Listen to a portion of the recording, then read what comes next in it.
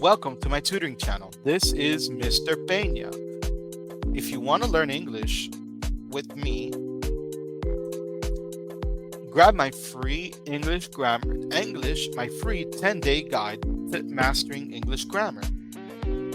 If you take 15 minutes a day for the next 2 weeks to read through my manual, you will get a taste of the English language, and you'll be able to master one of the fundamental aspects in just 2 weeks. You can get this guide for free clicking on the link down below, which is my Patreon. You join the free version and you get access to downloadable resources, exclusive content, and an invitation to my private WhatsApp community. Take all of that as a way of me saying thank you for joining my Patreon. I hope to see you there, as I'm looking for more students who want to learn the English language. Now let's get on to today's question. This is CASAS Reading Practice, Part 4 of the series. We have an online news editorial.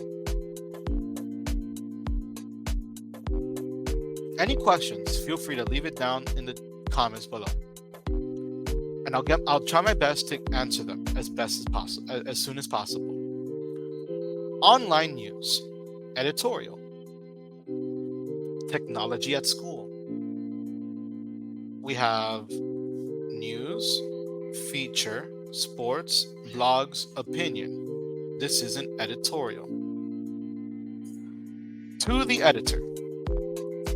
I applaud the recent decision by our school board to ban mobile devices from schools. Our society is plagued by an epidemic of teens and children spending too much time on their phones and tablets watching videos and playing games.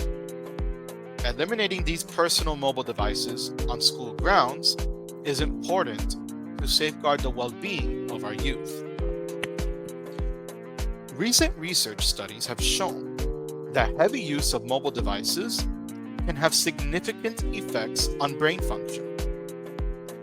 Our youth are too often glued to their screens, even during class time.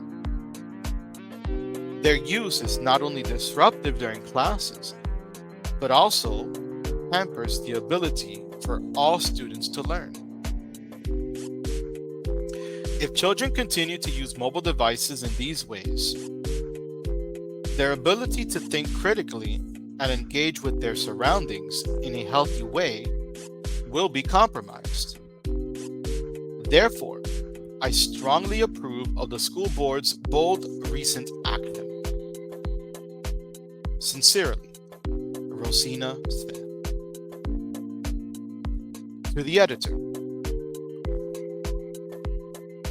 I am a psychologist at Scoville University, and I believe that the school board's recent decision to ban personal mobile devices from the schools is misguided. Many of those in favor of this ban argue that using mobile devices causes a decline in brain functioning. While excessive use can exacerbate learning difficulties, these arguments overlook the changing educational landscape of our schools. Proponents of a technology ban continually cite the fact that children spend 30% of their waking hours using mobile devices. However, interpreting this as solely negative is misleading, because this number includes instruction in school that uses these devices. If children cannot bring or use these types of devices at school, then they may fall behind their peers at other learning institutions. In the end, this could do more harm than good. Best regards, Dr. Gregory Castillo. So here we have Rosina Smith, who wrote this half of the paper. And then we have Dr. Gregory Castillo, who wrote the right half of the paper. You have two different opinions about mobile devices. So let's get on to the questions. Number 12. Rosina Smith supports her claims by giving her opinion, referring to research, quoting famous psychologists, describing personal experiences. Let's see. It says, recent research studies have shown that heavy use of mobile devices can have significant effects on brain function. Okay. And it says,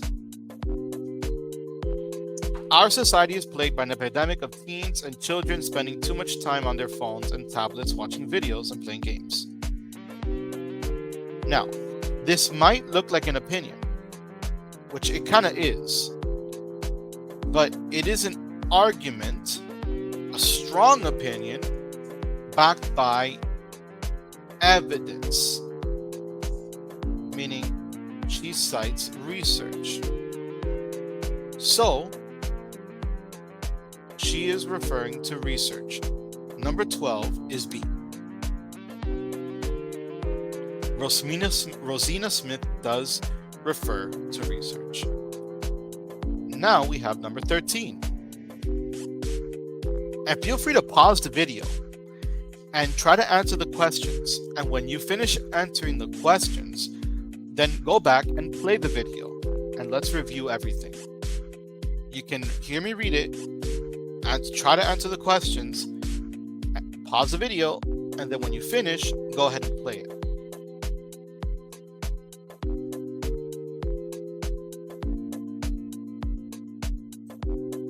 Now, number 13. In paragraph 1, Rosina Smith uses the words plague and epidemic to give a sense of widespread urgency to this issue. Keyword urgency. Stress that mobile devices have restricted use. Show mobile devices cause disease in children. Liken the use of mobile devices to other addictions. Okay, so it says this is important to safeguard the well-being of our youth. Safeguard the well-being of our youth. So this does give you a sense of urgency, right? So it doesn't say it causes, I don't see the word disease. I don't see the word addiction, and it doesn't really say restricted use. It says eliminating. So, the answer is A. Give a sense of widespread urgency to the issue. Urgency is like an emergency. It has to happen. We have to fix it.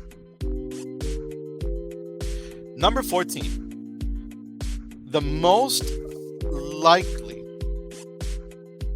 reason Dr. Castillo mentions his occupation is to imply that he extensively uses mobile devices at the university, understands mobile devices more than most people do,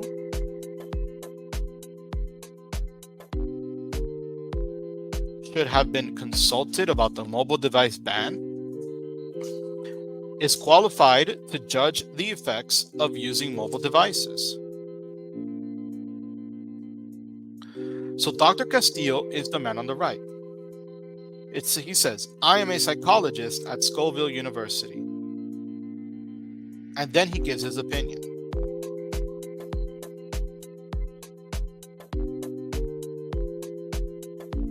And so he states his arguments by giving statistics. So he mentions his occupation, the fact that he's a psychologist, in order to show that he is qualified to judge the effects of mobile devices. because it says, I'm a psychologist and I believe that the school board's recent decision, and then he gives his opinion on the decision. So, that's why he gives his occupation. Number 15. Dr. Castillo bases his argument on the fact that A, institutions do not have much access to mobile devices. B, schools do not have the power to regulate mobile devices. C, several reports show the dangers of overusing mobile devices. Or D, people misunderstand the ways youth use mobile devices. And what does he base his argument? Which fact is he talking about?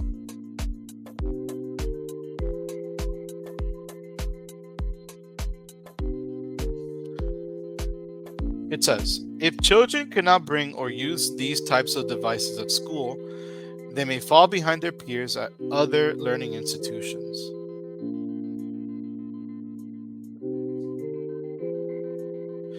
It says, these arguments overlook the changing educational landscape of our schools.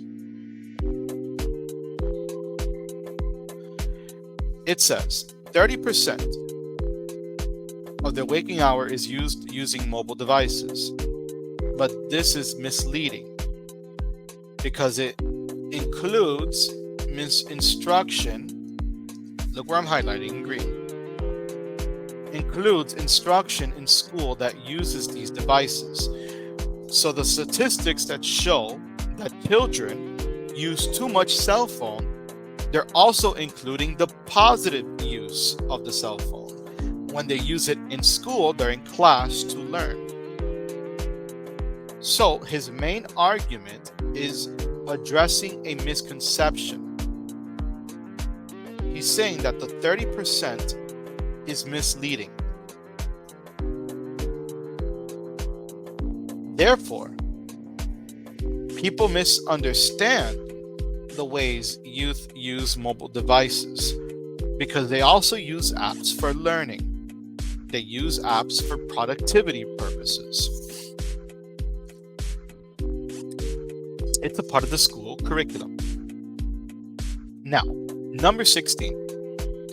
Dr. Castillo's main point is that mobile devices are causing attention issues in youth. Banning mobile devices will hurt student learning. There is no evidence that mobile devices are harmful. Schools should avoid using mobile devices in class. Let's look at it. It can't be A because that is the argument of the first article. He talks about student learning and schools should avoid using mobile devices in class. No, he doesn't say that. He says quite the opposite. He says they should. He says it might be there's no evidence that mobile devices are harmful.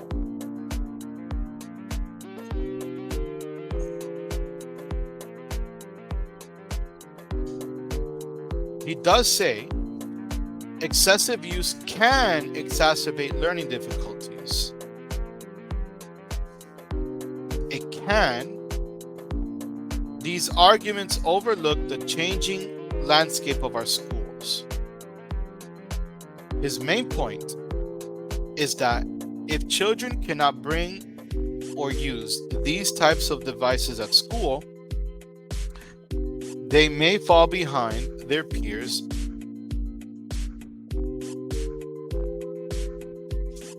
at other learning institutions. So, banning mobile devices will hurt student learning because they're going to fall behind their peers. So 16 is B. I hope that this reading activity has helped you with your English and to prepare for the CASAS test. If you want extra practice with me and you want extra time in order to devote to learning English, join my Patreon community. You will get access to exclusive content such as this, like study guides, downloadable resources, and an invitation to my private WhatsApp group, where we have a voice call every single day to practice our English conversations. I hope to see you in the Patreon community, where we can further your learning journey and study for the CASAS test together. Thank you, and have a wonderful day. Much prosperity and peace to you and your family.